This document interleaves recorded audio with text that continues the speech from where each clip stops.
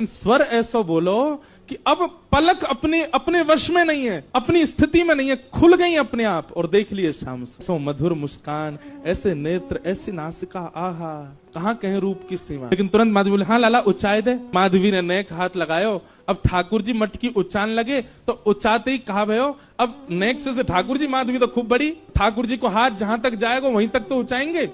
लेकिन स्थिति कहा भाई, उचाते उचाते उचाते उचाते ठाकुर जी लंबे हैं लगे, और इतने लंबे है गए कि उचाते भय माधवी के बिल्कुल सामने ही आ गए, बिल्कुल नेत्रन के सामने ही आ गए। माधवी ने जब रूप देखो, गाढ़ करके ठाकुर जी माधवी को देख रहे हैं, माधवी ठाकुर जी को देख रही है। कहां ते ले जाएगी अब स्थिति है का ले जावे की मटकी। बस सिर पर मटकी धरवाए के माधवी के हाथ दोनों धर के, और ठाकुर जी बस नेत्रन में देखते जा रहे हैं, क्रिया सबरी कर रहे हैं। और ये बस मटकी धराई करके, और ठाकुर जी बोले, अच्छा माधवी मैं जा रहा हूं, और कह के ठाकुर जी चले गए।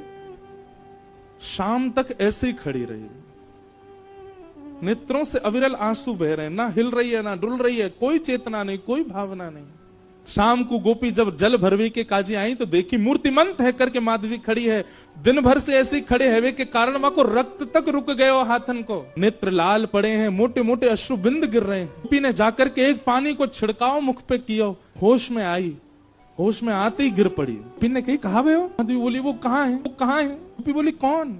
मेरी मटकी ऊंचाई के गए हो, ऐसे कमल जैसे नेत्र, ऐसी मधुर मुस्कान, पता नहीं क्यों उसके प्रति इतना आकर्षण हुआ। और बहन कहा कहूँ, आपको स्वर सुनकर के तो मैं अपने वश में ही नहीं रह पाई।